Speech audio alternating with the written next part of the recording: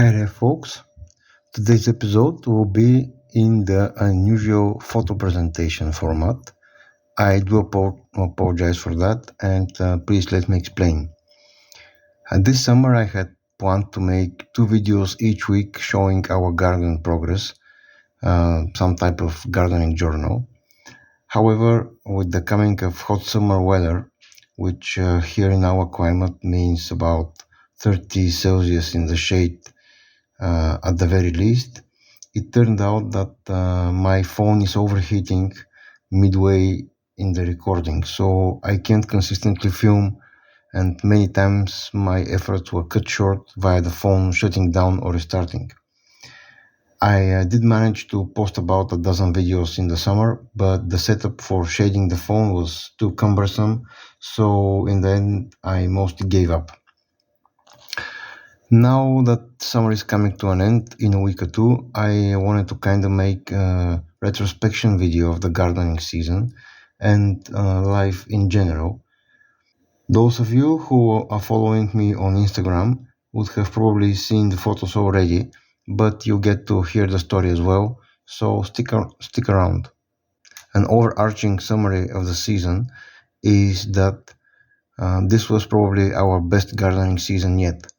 Annual vegetables performed great. Tomato harvest has been great. Cucumbers are still abundant. The experimental staked vertical growing zucchini plants did great as well. We had many peppers too. Great green bean yield, and also our seed saving efforts. Great garlic harvest. Onions failed a bit, but leeks are looking fabulous at the moment. The carrots and beets are great, and I'm sure I'm leaving lots of stuff out, but that's okay.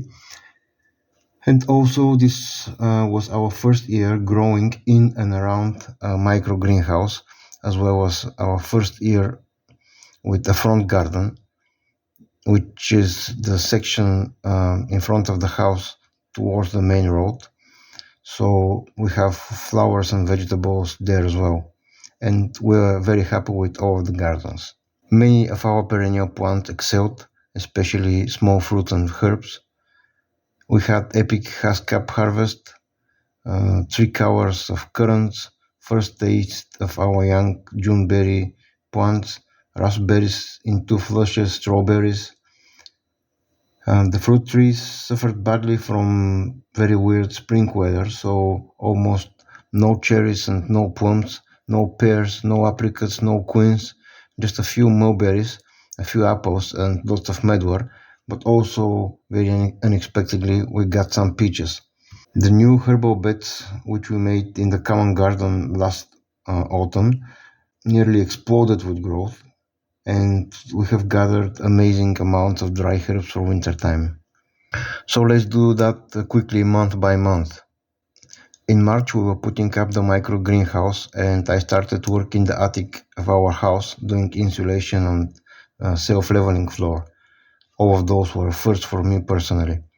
In April we worked on a community benefiting project, doing some very rustic benches and tables with a friend.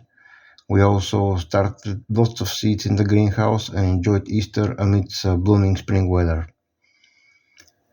In May we planted the tomatoes and other vegetables out in the garden. We harvested the first haskaps and strawberries as well. In June we harvested elderflowers and made cordial, and also dried some of the flowers. Then the small fruit harvest really ramped up as well.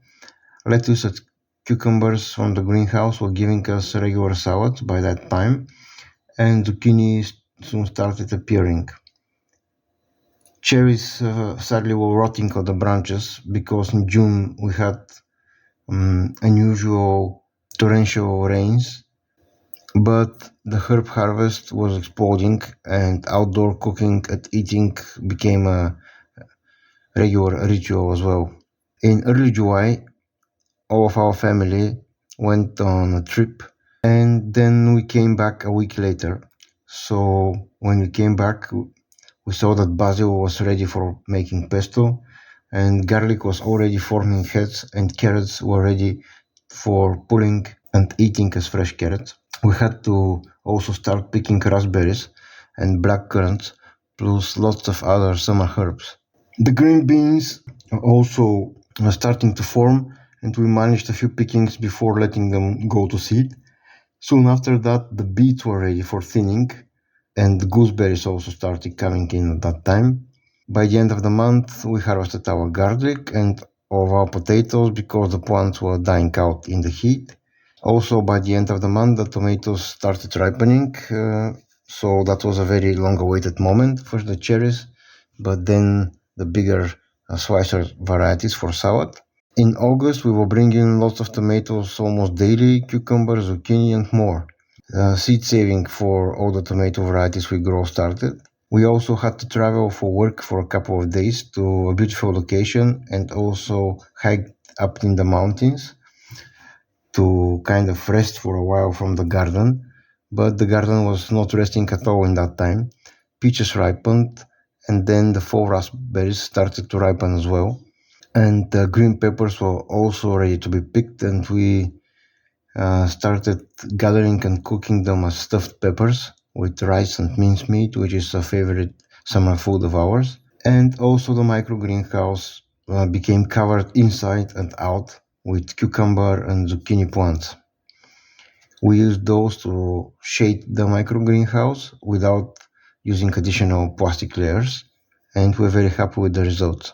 A small aside here, some of you might know that our previous car was a 25-year-old Clio, and it died a horrific death last December. And since then, I've been trying to find us a new car for the family because we're a family of 5. And I'm looking for a second-hand car, of course on a budget. And that search for a car took a big chunk of my time in summer. And after 6 months of looking and a couple of dozen cars seen, I finally found one in late August. So we also managed to go on our first camping trip since COVID broke out. So that makes it like 3 years of no camping. So we went to camp at the Black Sea coast for a couple of weeks while some friends and neighbors from the village watered the garden and picked the abundant harvest. While we were at the seaside, we also visited my mother's garden, and while there we all took part in making a traditional Bulgarian vegetable preserve or relish called lutenica.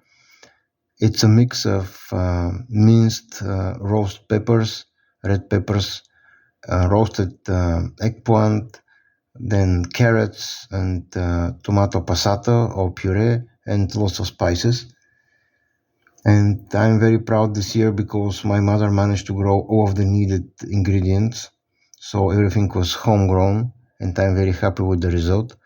Plus, we're set for winter with dozens of jars of lutenica. And when we got back from camping, it was a rush to sort everything in the garden out. We had lots of weeding, we had to water more deeply, we then had to start planting new seed for second harvests and fall crops. We had to pick lots of produce and process it. There were plenty of herbs for cutting and drying as well. Pesto was again made, and more. We harvested the rest of our carrots, which we started pulling back in July, and we also harvested the rest of the red beets. Usually you can harvest those later in summer or even in autumn, but we've had problems in previous years where we don't harvest them on time, and then the weather suddenly turns bad and it started raining for like a week, and all of the root vegetables we have split in the ground from the excessive moisture because we usually don't water too much the garden, so all of the vegetables are not accustomed to large amount of soil moisture available. And all of the root vegetables are now stored in buckets in our cool basement in the company of some wheat straw. In early September, it was also time to celebrate our little girl's 8th birthday. Then it was time to prepare for the start of the school year, so plans for the school year, school books, purchasing of supplies, parent-teacher conferences, shopping runs, the usual chaos, plus some bouquet making and celebrations as well. And that basically brings us to today. We are already planning our fall gardening tasks and started some fall greens seeds like arugula and lettuce and spinach and corn salad. We are already harvesting a second crop of the green beans, and the regular veggies from the summer still coming in. With the coming of the cooler weather, I think I'll be able to resume my shooting videos, and let's see how it goes. Plus, I plan to start using the YouTube community page, which I didn't really realize existed. Facepalm, I know, until recently, and that's the main reason I started the Instagram account in the first place. I just wanted to share photo updates with you guys. So that was it for today's video in air quotes. I hope you enjoyed this format as much as I did enjoy making it and looking through all the photos. Feel free to subscribe to my channel and hit that like button. And if you're feeling in a super special mood, drop me a comment. It's always nice to receive one of those, especially the ones with questions. That was all, folks. I'll see you in the next one.